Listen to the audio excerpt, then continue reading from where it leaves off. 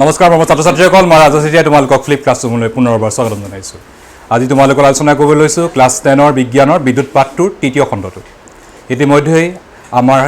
YouTube channel flip ক্লাছৰুমত সম্প্ৰচাৰিত হোৱা আগৰ বিদ্যুতৰ যিটো ভিডিঅ' তোমালোকে যথেষ্ট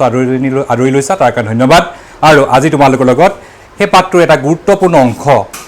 লৈ তোমালোকৰ ওচৰত আগবাঢ়ি আহিছোঁ। আহোঁতে আৰম্ভ কৰোঁ। আজি তোমালোকে দেখিছা মই ইয়াত লিখিছোঁ যে ৰোধৰ সংযোগ নম্বৰ 1 শ্ৰেণীবদ্ধ সজ্জা আৰু হৈছে সমান্তৰাল সজ্জা। এটা শ্ৰেণীবদ্ধ সজ্জা সমান্তৰাল সজ্জা লিখিছোঁ মই দুটা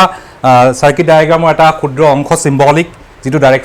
ডায়েগ্ৰাম সেইটো আমি অংকন কৰিছোঁ এটা সমান্তৰাল শ্ৰেণীবদ্ধ সজ্জাৰ কাৰণে আৰু এটা সমান্তৰাল সজ্জাৰ কাৰণে। ইয়াত তোমালোকৰ প্ৰশ্ন হ'ব পাৰে কিহৰ কাৰণে ৰোধৰনো দুই ধৰণৰ সংযোগ কৰা হয়, শ্ৰেণীবদ্ধ সজ্জা সমান্তৰাল সজ্জা আমি কিয় কৰোঁ? আমাৰ নিজৰ প্ৰয়োজনৰ অনুসৰি ধৰি লোৱা ক'ৰবাত আমাক এনেকুৱা এটা ইলেক্ট্ৰিকেল কানেকশ্যন লাগিব য'ত আমাক শ্ৰেণীবদ্ধ সজ্জাৰ প্ৰয়োজন হ'ব আৰু ক'ৰবাত কি হ'ব সমান্তৰাল সজ্জাৰ প্ৰয়োজন হ'ব। এতিয়া ক'ত শ্ৰেণীবদ্ধ সজ্জাৰ প্ৰয়োজন হ'ব আৰু ক'ত সমান্তৰাল সজ্জাৰ প্ৰয়োজন হ'ব সেই বিষয়ে মই তোমালোকক বুজাই গৈ থাকিম। এতিয়া তোমালোকে গম পালা যে ৰোধৰ দুই ধৰণৰ সংযোগ কৰা হয় আৰু ৰোধ বুলি ক'লে আমি গম পাইছিলোঁ যে ৰোধ এটা হৈছে অপ'জিং ফ'ৰ্চ হুইচ ৰেজিষ্ট দ্য ফ্ল' অফ কাৰেণ্ট, যে বিদ্যুৎ প্ৰবাহৰ গতিক কোনে বাধা প্ৰদান কৰে, ৰোধে বাধা প্ৰদান কৰে, as speed breakers in the roads. ঠিক আছে, তো আমাৰ নিজৰ প্ৰয়োজন অনুসৰি আমাৰ বৰ্তনী এটা দুই ধৰণৰ সংযোগ কৰোঁ, শ্ৰেণীবদ্ধ সজ্জা আৰু সমান্তৰাল সজ্জা। তেতিয়া আহা আৰু এইটো হৈছে শ্ৰেণীবদ্ধ সজ্জাৰ চিম্বল আৰু এইটো হৈছে সমান্তৰাল সজ্জাৰ চিম্বল আৰু এই বিষয়ে আমি আলোচনা কৰোঁ। পোনপ্ৰথমে তোমালোকৰ আলোচনা কৰিব লৈছোঁ মই শ্ৰেণীবদ্ধ সজ্জা। এই পাঠটো দশম শ্ৰেণী যদিও ক্লাছ 12ৰ কোনোবা ছায়েন্সৰ ষ্টুডেণ্টে চোৱা সেইটো তোমালোকৰ যথেষ্ট লাভত আহিব। তাতো এটা ইলেক্ট্ৰিচিটি যিটো পাৰ্ট কাৰেণ্ট ইলেক্ট্ৰিচিটি সেই পাৰ্টটোত কি হৈছে তোমালোকৰ এই অংশটো আছে। ঠিক আছে, তেনেহ'লে আমি প্ৰথমতে আৰম্ভ কৰোঁ শ্ৰেণীবদ্ধ সজ্জা, যাক আমি ইংৰাজীত কি বুলি কওঁ চিৰিজ কানেকশ্যন বুলি কওঁ, শ্ৰেণীবদ্ধ সজ্জা। এতিয়া শ্ৰেণীবদ্ধ বুলি ক'লে আমি কৈছোঁ ক্লাছ, শ্ৰেণী মানে কি ক্লাছ। তোমালোকক যদি মই সুধোঁ তুমি কোন শ্ৰেণীত পঢ়া, তুমি ক'বা মই দশম শ্ৰেণীত পঢ়োঁ। দশম শ্ৰেণীৰ আগত তুমি ক'ত পঢ়িছিলা? নৱম শ্ৰেণীত, তাৰ আগত অষ্টম শ্ৰেণীত। অৰ্থাৎ আমি ক্লাছ ৱাইজ আমি যেতিয়া স্কুলীয়া জীৱন আৰম্ভ কৰোঁ আমি ক্লাছ 1ৰ পৰা ক্লাছ 2, 3, 4 আপ টু আমি 12লৈকে পঢ়াটো এটা বাঞ্ছনীয় বা আমাক তেনেদৰে আমাৰ যিটো এডুকেশ্যন ছিষ্টেম তেনেদৰে দিয়া হৈছে যে কোনোবা ল'ৰা এটাই 6ত নপঢ়াকৈ 8ত পঢ়িব নোৱাৰে, 8ত নপঢ়াকৈ 12ত পঢ়িব নোৱাৰে। ঠিক আছে, ঠিক একেদৰে শ্ৰেণীবদ্ধ সজ্জাটো যেতিয়া বৰ্তনী এটা ৰোধ সংযোগ কৰা হয় তেতিয়া কি হয় এটা বৰ্তনী এটা ৰোধৰ পিছতহে ইটো ৰোধ সংযোগ কৰা হয়। ঠিক আছে, তেনেহ'লে মই এটা শ্ৰেণীবদ্ধ সজ্জাৰ এটা বৰ্তনী চিত্ৰ ইতিমধ্যে তোমালোকে জানা যে বৰ্তনী কি, বৰ্তনীৰ বিষয়ে আমি ইতিমধ্যে পাই আহিছোঁ। তো বৰ্তনী এটা মই সজ্জা অংকন কৰিছোঁ, বৰ্তনী কেনেদৰে কি থাকে সেইখিনি অলৰেডি তোমালোকক দিয়া হৈছে। এইটো এটা নৰ্মেল বৰ্তনী, এইটো হৈছে কি বুলি ক'লোঁ মই কি বা ছুইচটো অন কৰাৰ লগে লগে কি কৰিব বৰ্তনীটো ক্ল'জ হৈ যাব, ক্ল'জ হৈ যোৱাৰ লগে লগে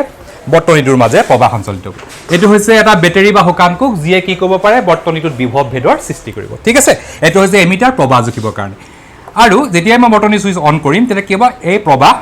বৰ্তনীটোৰ মাজেৰে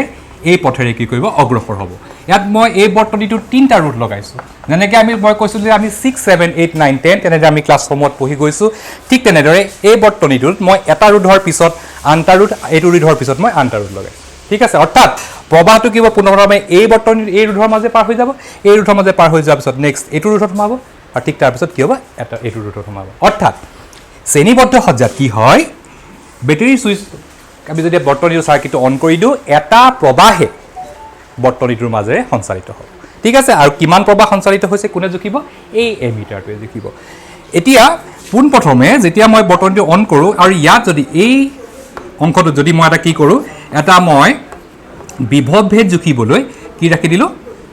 এটা ভল্ট মিটাৰ সংযোগ কৰিলোঁ। ইতিমধ্যে ভল্ট মিটাৰ কি আমাৰ আগৰ ভিডিঅ'টো তোমালোকক মই সংযোগ কৰিলোঁ। আচলতে মই ভল্ট মিটাৰটো ওপৰত দেখাব লাগিছিলে কিন্তু যিহেতু মই ইয়াত R1টো লিখি দিছোঁ বাৰু ঠিক আছে, মই তোমালোকৰ সুবিধাৰ কাৰণে মই ভল্ট মিটাৰটো ইয়াত সংযোগ কৰি দিছোঁ। এইটো ভল্ট মিটাৰ। ঠিক আছে, এতিয়া কি হ'ল যেতিয়া মই অন কৰিলোঁ কাৰেণ্টটো দেখিলোঁ 5 এম্পিয়াৰ কাৰেণ্ট গৈছে। কিমান কাৰেণ্ট গৈছে বৰ্তনী 5 এম্পিয়াৰ কাৰেণ্ট গৈছে। 5 এম্পিয়াৰ কাৰেণ্ট সঞ্চালিত হোৱাৰ লগে লগে এই R1 ৰোধটোত সোমোৱাৰ লগে লগে কি হ'ব ইয়াত প্ৰবাহৰ হাৰ কিছু পৰিমাণে কমিব ধৰিব। কিয় কমিব? এই ৰোধত সোমাই গৈছে। ৰোধত সোমাই যোৱাৰ লগে লগে কি হ'ব ইয়াত বিভৱ ভেদৰ মান ধৰিছিলোঁ মই V1। ঠিক আছে, তাৰপিছত এই ৰোধৰ অংশ পাৰ হৈ যোৱাৰ লগে লগে প্ৰবাহটোৱে কি কৰিব এই ৰোধত সোমাব। এই ৰোধত সোমোৱাৰ লগে লগে কি হ'ব ইয়াত যদি মই জোখোঁ ইয়াত যিমান মই বিভৱ ভেদ পাইছিলোঁ এই ৰোধটোত R2 ৰোধত সোমোৱাৰ লগে লগে বিভৱ ভেদৰ মান কি হ'ব কমি যাব। অৰ্থাৎ মই যদি মেজাৰ কৰি চাওঁ ইয়াত যদি মই 3 ভল্ট বিভৱ পাইছিলোঁ বা 7 ভল্ট বিভৱ পাইছিলোঁ ইয়াত কি পাম মই অলপ কম বিভৱ পাম মই মানি লৈ মই 6 ভল্ট পালোঁ কিন্তু প্ৰবাহৰ হাৰ কি থাকিব একে থাকিব ঠিক তেনেদৰে প্ৰবাহৰ হাৰটো ইয়াৰ এই ৰোধৰ অংশ পাৰ হৈ যোৱাৰ লগে লগে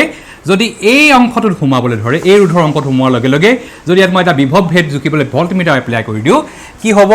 ইয়াত এই R3 ৰোধৰ কাৰণে বিভৱ ভেদৰ মান আৰু কি হ'ব কমিব অৰ্থাৎ প্ৰতিটো ৰোধ পাৰ হোৱাৰ লগে লগে প্ৰবাহৰ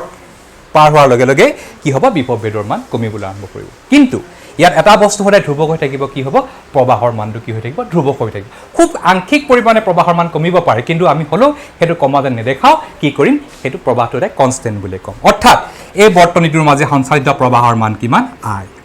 কিন্তু প্ৰতিটো ৰোধৰ কাৰণে কি হ'ল R1 ৰোধৰ কাৰণে কিমান বিভৱ ভেদ পালোঁ মই V1 পালোঁ আৰু R2 ৰোধৰ কাৰণে মই কিমান পালোঁ বিভৱ ভেদ V2 পালোঁ আৰু R3 ৰোধৰ কাৰণে কি পালোঁ মই বিভৱ ভেদ V3 পালোঁ বুজি পাইছা ঠিক তেনেদৰে কণ্টিনিউৱাছলি কি হ'ব বিভৱৰ মানটো সলনি হৈ গৈ থাকিব অৰ্থাৎ টোটেল সমতুল্য বিভৱৰ মান যদি মই ধৰোঁ গোটেই বৰ্তনীটো যদি মই এটা ভল্টমিটাৰ লগাই দিওঁ সম্পূৰ্ণ ইয়াৰ পৰা ইয়ালৈ যদি ভল্টমিটাৰ লগাই দিওঁ তেতিয়াহ'লে ইয়াৰ সমতুল্য বিভৱ বুলি কি ক'ম V অৰ্থাৎ এই গোটেই বিভৱকেইটা যদি যোগ কৰোঁ মই কি পাম এই সমতুল্য বিভৱৰ মানটো পাম অৰ্থাৎ V equal to V1 plus V2 plus কি হ'ব V3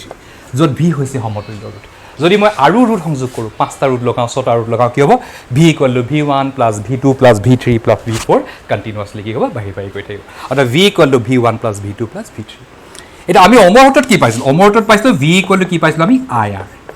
কি পাইছিলোঁ মই IR এতিয়া যদি মই এই সূত্ৰটো আমাৰ ইয়াত বহাওঁ মই কি পাম বাৰু চোৱাচোন যিহেতু আমাৰ প্ৰবাহৰ মানটো আমি ধৰি লৈছোঁ একেটা প্ৰবাহৰ মানেই বৰ্তনীটো সঞ্চালিত হ'ব তো কি পালোঁ IR1 IR2 IR3 অৰ্থাৎ IR ইকুৱেল টু মইতো যদি আইটো কমন লওঁ R1 plus R2 plus R3 অৰ্থাৎ I যদি কেঞ্চেল গুচি যায় R ইকুৱেল টু কি হ'ব R1 plus R2 plus R3 অৰ্থাৎ এই বৰ্তনীটোত সংযোগ কৰা প্ৰত্যেকটো ইণ্ডিভিজুৱেল ৰোধতকৈ এই সমতুল্য ৰোধৰ মান কি হ'ব বেছি হ'ব অৰ্থাৎ সমতুল্য ৰোধৰ মান প্ৰত্যেকটো ৰোধৰ মানতকৈ কি হ'ব বেছি হ'ব ঠিক আছে এইটো হৈছে আমাৰ শ্ৰেণীবদ্ধ সজ্জাৰ ৰোধৰ সংযোগৰ যি গাণিতিক সূত্ৰ R equal to R1 plus R2 plus R3 plus dot dot dot আমি যিমানেই ৰোধ সংযোগ কৰিম সমতুল্য ৰোধৰ মান কি হ'ব বাঢ়ি বাঢ়ি গৈ থাকিব অৰ্থাৎ সমতুল্য ৰোধৰ মান প্ৰত্যেকটো ইণ্ডিভিজুৱেল ৰোধৰ মানতকৈ কি হ'ব বেছি ঠিক আছে এইটো হৈছে আমাৰ শ্ৰেণীবদ্ধ সজ্জাৰ মূল উদ্দেশ্য যে এই সজ্জাটোত কি হৈছে এটা প্ৰবাহে গোটেই বৰ্তনীটো সঞ্চালিত হ'ব কিন্তু তাত কি হ'ব বিভৱৰ মানবোৰ পৰিৱৰ্তন হৈ থাকিব ইয়াৰ কিছু অসুবিধাও আছে যদি কেনেবাকৈ এই ৰোধটো বেয়া হৈ যায় তেনেহ'লে এই বৰ্তনীটোত কি হ'ব এইফালে প্ৰবাহ সঞ্চালিত নহ'ব তেতিয়া কি হ'ব লাইটবোৰ বা যেনেকুৱা ক্ষেত্ৰত আমি যদি লাইট লগাওঁ বা বেলেগ ধৰণৰ কিবা কামত এপ্লিকেশ্যন কৰোঁ তেতিয়া কিয় প্ৰবাহ এই অংশটো সঞ্চালিত নহয় কিয় সঞ্চালিত নহয় কাৰণ আমি জানো যে এই অংশটোত যদি ব্লক হৈ যায় কাৰণ একেটা প্ৰবাহে সঞ্চালিত হৈছে আমি প্ৰবাহৰ কোনো ব্ৰাঞ্চ বনাই দিয়া নাই যাৰ ফলত কি হৈছে প্ৰবাহটো কি হ'ব ভাগ হৈ যাব ঠিক আছে এইটো কথাটো ভালকৈ মনত ৰাখিবা এতিয়া আমি শ্ৰেণীবদ্ধ সজ্জা ক'ত সংযোগ কৰোঁ শ্ৰেণীবদ্ধ সজ্জা আমি ক'ত সংযোগ কৰোঁ বুলি আমি ক'লে ক'ব পাৰোঁ যে কিছুমান এপ্লিকেশ্যন আছে এটা মটৰ গাড়ীৰ ক্ষেত্ৰত বা কম্পিউটাৰ পাৰ্টছৰ ক্ষেত্ৰত ছাপ'জ মটৰ গাড়ীত কি হয় আমাক ক'ৰবাত বেছি বিভৱৰ প্ৰয়োজন হয় ক'ৰবাত কম বিভৱৰ প্ৰয়োজন হয় তেনে ক্ষেত্ৰত কি হয় একেটা চাৰ্কিটত একেটা কানেকশ্যনতে কি কৰা হয় কেতিয়াবা আমাৰ বিভৱৰ মানটো বঢ়াই ৰোধৰ মানটো বঢ়াই যে সেই অংশটো প্ৰবাহৰ মান কমাই দিবলৈ হ'লে আমি কি কৰোঁ শ্ৰেণীবদ্ধ সজ্জা সংযোগ কৰোঁ বিশেষকৈ আমি হাউচ হোল্ড যিবোৰ আমাৰ ইলেক্ট্ৰিক কাৰেণ্ট চাৰ্কিট আছে তাত আমি শ্ৰেণীবদ্ধ সজ্জাটো খুব বেছি পৰিমাণে ব্যৱহাৰ নকৰোঁ ঠিক আছে এইখিনি কথা মনত ৰাখিবা আৰু শ্ৰেণীবদ্ধ সজ্জাত ৰোধৰ মান কি হয় খুব বেছি হয় আৰু সমান্তৰাল সজ্জাত কি হয় সেই বিষয়ে আমি আলোচনা কৰিম কিন্তু তোমালোকে এটা কথা মনত ৰাখিবা শ্ৰেণীবদ্ধ সজ্জাত ৰোধৰ মান কি হয় বেছি হয় অৰ্থাৎ শ্ৰেণীবদ্ধ সজ্জাত যদি মই এটা চাৰ্কিট সংযোগ কৰোঁ তাত কি হয় সেই চাৰ্কিটটোত আমাক যিমান ৰোধ লাগে আমি সিমানেই ৰোধ পাওঁ আৰু সেইকাৰণে ইয়াৰ এপ্লিকেশ্যনবোৰ কিছুমান ক্ষেত্ৰত কি হয় বেছি হয় য'ত কোন ক্ষেত্ৰত বাণিজ্যিক ক্ষেত্ৰত বা আমাৰ যিখিনি আমাৰ যদি ইণ্ডাষ্ট্ৰিয়েল ইউজ আছে তাত শ্ৰেণীবদ্ধ সজ্জাৰ ব্যৱহাৰ বেছি ঠিক আছে তেনেহ'লে আহা আমি সমতুল্য ৰোধলৈ যাওঁ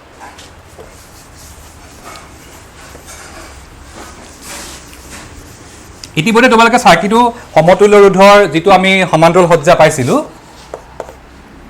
সমান্তৰাল সজ্জাৰ মই তোমালোকক চিম্বলিক চাৰ্কিটটো দেখাইছিলোঁ সমান্তৰাল সজ্জা তাক কোৱা আমি প্যাৰেলাল কানেকশ্যন প্যাৰেলাল কানেকশ্যনৰ কি হয় তোমালোকে চাবা ইয়াত তোমালোকে দেখিবা যে সাৰ্কিটটোত কিছুমান আমাৰ গছৰ ডালৰ নিচিনা ব্ৰাঞ্চৰ সৃষ্টি হৈছে ব্ৰাঞ্চ মানে শাখা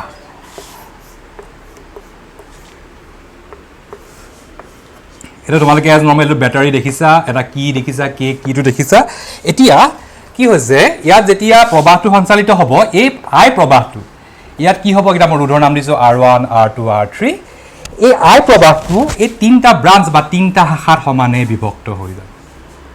নম্বৰ 1 নম্বৰ 2 নম্বৰ 3 দেখিছা আগতে কি হৈছিলে আমাৰ প্ৰবাহৰ মানটো একে আছিল কিন্তু বিভৱৰ মানটো কি হৈছিলে বেলেগ বেলেগ হৈ গৈছে ইয়াত কি হ'ব এই আই প্ৰবাহটো এফালে যদি ভাগ হৈ গ'ল মই নাম দিলো তাক I1 এফালে নাম দিলো I2 এফালে নাম দিলো কি I3 ঠিক আছে আৰু এই প্ৰবাহকিটা কোড লগ লাগিব হয় পানি এই যেটো টাৰ্মিনাল যদি মই এটো এ টাৰ্মিনাল বুলি কওঁ এ প্ৰান্ত বুলি কওঁ এটা হে কোড লগ লাগিব বি প্ৰান্তত হেতে প্ৰবাহটো লগ লাগিব অৰ্থাৎ যেটো মূল প্ৰবাহ থাকিব সেই প্ৰবাহৰ মানটো কি হ'ব কমি আহিব অৰ্থাৎ সব তোমাৰ 50 টকা আছিল তোমাৰ তিনটা ভাইটি আছিল তিনটা ভাইটিৰ পৰা দুটা দিলে কি তোমাক 50 টকা দিলে কয় তোমাতে ভাগ কৰি খাবি 4 টকা ভাই তোমাক যদি ভাগ কৰি খাবলৈ ক'লে তা 50 টকাটো কি হ'ব ভাগ হৈ যাব তোমাৰ ওচৰত কেই টকা পৰিলে কাবাছত 10 টকা পৰিলে কাবাছত 5 টকা পৰিলে কাবাছত 12 টকা পৰিলে তো ভাগ হৈ গুচি গ'ল কিন্তু তোমাক যদি দেউতাই 50 টকা দি কয় তে তই অকলে খা তেল তুমি 50 টকা কি হ'ব বেছি খাবলৈ পাবা কিন্তু যদি 4টা ককাই ভাই বা 3টা ককাই ভাই ভাগ হৈ যায় পইচাটো কি হ'ব কমি যাব ঠিক একেটা কথা কি হৈছে এই টাৰ্মিনালৰ পৰা এই যে এই টাৰ্মিনাল আছে এই টাৰ্মিনালত কি হৈছে প্ৰবাহটো সমান্তৰালভাৱে তিনটা দিশত কি হৈছে ভাগ হৈ গৈছে ভাগ হৈ যোৱাৰ লগে লগে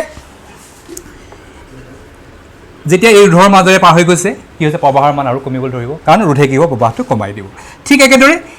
এই I2 মাজেৰে গৈছে ইয়াতো প্ৰবাহৰ মানটো কমি যাব ঠিক তেনেকৈ I3 মাজেৰে গৈছে ইয়াতো কি হ'ব প্ৰবাহৰ মানটো সাময়িকভাৱে কমিবলৈ আৰম্ভ কৰিব এটা তোমালোকৰ মাজত প্ৰশ্ন হ'ব পাৰে যে বিভৱ ভেদৰ মান কি হ'ব ইয়াত আমি কি হয় শ্ৰেণীবদ্ধ সজ্জাত আমি এই পাৰ্টিকুলাৰ এৰিয়াত বা এই ৰোধৰ ওপৰত আমি কি নকৰো ইয়াত বিভৱ ভেদৰ মান নজোখো আমি বিভৱ ভেদৰ মানটো A টাৰ্মিনেল আৰু B টাৰ্মিনেল অৰ্থাৎ আমি এই অংশ আৰু বি অংশতে উমৈ হৈ থাকে জকি ঠিক আছে আৰু ইয়াত কি হ'ব যদিও প্ৰবাহৰ মানটো ইয়াত ভাগ হৈ গৈছে কিন্তু বি টাৰ্মিনেল কি হৈছে প্ৰবাহখিনি আকৌ একেলগে একগোট হৈ গৈছে অৰ্থাৎ সমান্তৰাল সজ্জাত বিভৱৰ মান কি থাকে একে থাকে কি থাকে বিভৱৰ মান একে থাকে কিন্তু প্ৰবাহৰ মান কি হয় সলনি হৈ থাকে যদি আমি গাণিতিকটো চাও ইয়াত কি পাম I = I1 + I2 + I3 ঠিক আছে অমৰ সূত্ৰ মানে আমি কি পাম দিয়া V = কি পাইছিলো IR ওকে তো I = কি পাম V/R তো V/R R1 V/R2 V/R3 ঠিক আছে তো যদি মই ভি গিটা কমনলৈ কাটি দিওঁ মই হেতু স্টেপ দেখুৱা নাই অলৰেডি তোমালোকে শ্ৰেণীবদ্ধ সজ্জা দেখিছাই আমি কেনেকৈ I মানটো কেনসেল কৰিছিলো R3 অৰ্থাৎ বিভৱৰ মান তাত কি থাকে একে থাকে অৰ্থাৎ এটা তোমালোকে দেখিলা এটো ৰেচিপ্ৰকেল আগতে আমি কি পাইছিলো R = R1 + R2 + ... কিন্তু সমান্তৰাল সজ্জাত কি পালো ৰোধৰ যেটো ৰেচিপ্ৰকেল বা অনন্যকটো আমি পাইছো অৰ্থাৎ তোমালোকে দেখিলে গম পালা যে ইয়াৰ সমতুল্য ৰোধৰ মান প্ৰত্যেকটো ইন্ডিভিজুৱেল ৰোধৰ মানতকৈ কি হ'ব কম হ'ব প্ৰত্যেকটো ইন্ডিভিজুৱেল ৰোধৰ মানতকৈ কি হ'ব কম অৰ্থাৎ R1 ৰ মানতকৈ R ৰ মান কম R2 ৰ মানতকৈ R ৰ মান কম R3 মানতকৈ কি হ'ব R ৰ মান কম অৰ্থাৎ সমান্তৰাল সজ্জাত কি হ'ব ৰোধৰ মান শ্ৰেণীবদ্ধ সজ্জাতকৈ কি হ'ব কম মনত থাকিব কথাটো আৰু এতিয়া আমি সমান্তৰাল সজ্জা ক'ত ব্যৱহাৰ কৰোঁ সমান্তৰাল সজ্জাবোৰ আমি মেক্সিমাম ঘৰুৱা কামত যিবোৰ আমাৰ হাউচ হোল্ড সাৰ্কিটছত সমান্তৰাল সজ্জাৰ প্ৰয়োগ কৰা হয় অৰ্থাৎ আমাক একে সময়তে বেলেগ বেলেগ এপ্লিকেশ্যনৰ কাৰণে প্ৰবাহৰ প্ৰয়োজন হয় ঠিক আছে তেনে ক্ষেত্ৰত আমাক কি লাগিব সমান্তৰাল সজ্জাবোৰ সংযোগ কৰা আৰু ব্যৱসায়িক ক্ষেত্ৰত অত্যাধিক যে ৰোধৰ প্ৰয়োজন হয় তাৰ কাৰণে আমাক কি লাগে শ্ৰেণীবদ্ধ সজ্জাৰ প্ৰয়োজন ঠিক আছে এইকেইটা কথা তোমালোকে মনত ৰাখিবা যে শ্ৰেণীবদ্ধ সজ্জাত যেটো আমাৰ ৰোধৰ মান সমতুল্য ৰোধৰ মান প্ৰত্যেকটো ইন্ডিভিজুৱেল ৰোধৰ মানতকৈ কি হয় বেছি হয় কিন্তু শ্ৰেণীবদ্ধ সমান্তৰাল সজ্জাত ইন্ডিভিজুৱেল ৰোধৰ মানতকৈ সমতুল্য ৰোধৰ মানটো কি হয় সদায় সৰু হয় ঠিক আছে তেলে ৰোধৰ সংযোগিতা তোমালোকে বুজি পাইছা বুলি মই আশা ৰাখিছো এটোৱে হৈছে কানেকশ্যন ইয়াত কি হৈছে কাৰেণ্টটো ভাগ হৈ যায় কিন্তু এনেকুৱা ক্ষেত্ৰত কি হয় শ্ৰেণীবদ্ধ সজ্জাত কি হয় একেটা প্ৰবাহে বৰ্তনীটোৰ মাজেৰে কি হয় সঞ্চালিত হয় অৰ্থাৎ প্ৰবাহৰ মান একে থাকে ইয়াত বিভৱ ভেদৰ মানৰ পৰিৱৰ্তন ঘটে কিন্তু সমান্তৰাল সজ্জাত কি হয় বিভৱ ভেদৰ মান একে থাকিব কিন্তু প্ৰবাহৰ মানটো কি হয় কেনেকৈ ভাগ হৈ গৈ তোমালোকে এতিয়া বুজি পাইছা যে ইটছ ডিষ্ট্ৰিবিউটেড 3টা বা 4টা ভাগত কি হৈ গৈছে ডিষ্ট্ৰিবিউট হৈ গৈছে যেতিয়া তোমালোকক ইয়াৰ নিউমাৰিকেলছ আহিব পৰীক্ষা তোমালোকে বৰ্তনীটো চাই বা যিটো গাণিতিক সমস্যা দিয়ে সেই গাণিতিক সমস্যাটো চাই তোমালোকে কি কৰিব লাগিব তাৰ প্ৰশ্নটো আনসাৰ কৰিব পাৰিব লাগিব ঠিক আছে তেনেহলে তোমালোকক মই ৰোধৰ কথাটো ইমানতে সামৰণি মাৰিছো এতিয়া আহিলে জুলৰ তাপীয় ক্ৰিয়া যে জুলছ হিটিং ইফেক্ট যে তাপীয় ক্ৰিয়া বুলি ক'লেনো আমি কি বুজি পাওঁ যে তাপীয় ক্ৰিয়া বুলি ক'লে আমি কি বুজি পাওঁ এটা তোমালোকে ঘৰত দেখিছা তোমালোকে মোবাইল চাৰ্জ কৰা নে তো মোবাইল যেতিয়া চাৰ্জ কৰা মোবাইল চাৰ্জ কৰোঁতে কি হয় অলপ সময়ৰ পিছতে মোবাইলৰ যিটো চাৰ্জাৰটো গৰম হৈ যায় বা তোমালোকে যদি মোবাইলত বহুত দেৰি গেম খেলি থাকা মোবাইলত বহুত দেৰি গেম খেলি থকাৰ ফলতো কি হয় মোবাইলটো গৰম হৈ যায় বা তোমালোকে যদি বহুত দেৰি টিভিটো চাই থাকা টিভিটো অফ কৰি দিয়াৰ পিছত 1 ঘণ্টা 2 ঘণ্টা টিভি চোৱাৰ পিছত টিভিটো তোমালোকে চুই চাবাচোন গৰম পাবা কিয় হয় কিহৰ কাৰণে এই গোটেই কথাখিনি আমাক কোনে কৈছিলে আমাৰ কি বুলি কোৱা হয় জুল নামৰ এজন বৈজ্ঞানিকে কৈছিলে কিন্তু তাৰ আগতে যোৱা আগতে আমি সেই বিষয়ে যোৱা আগতে আমি এটা কথা জানিব লাগিব সেইটো হৈছে বৈদ্যুতিক ক্ষমতা যে বৈদ্যুতিক ক্ষমতা বুলি কিয় কি বুজা যে ক্ষমতা মানে কি যে বৈদ্যুতিক বৰ্তনী এটাই এটা নিৰ্দিষ্ট সময়ত কিমান পৰিমাণৰ আধান সৰবৰাহ কৰিব পাৰে এটা নিৰ্দিষ্ট বিভৱভেদ প্ৰয়োগ কৰাৰ ফলত যে কিমান পৰিমাণৰ আধান এটা নিৰ্দিষ্ট সময়ত সৰবৰাহ কৰিব পাৰে তাকে কি বুলি কোৱা হয় সেই বৰ্তনীটোৰ ক্ষমতা বুলি কোৱা হয় তাৰ যদি আমি গাণিতিক ভাষাত যাওঁ তাক আমি ক'ব পাৰোঁ P = VI P = আমি কি বুলি ক'ম VI ঠিক আছে যে এটা নিৰ্দিষ্ট সময়ত এটা নিৰ্দিষ্ট বিভৱভেদত এটা বৰ্তনীয়ে কিমান সংখ্যক কাৰ্য সম্পাদন কৰিব পাৰে কিমান আধান সৰবৰাহ কৰিব পাৰে আৰু তাক যদি আমি আহৰণ কৰি কৰিব পাৰোঁ V = Q/T P = V × Q/T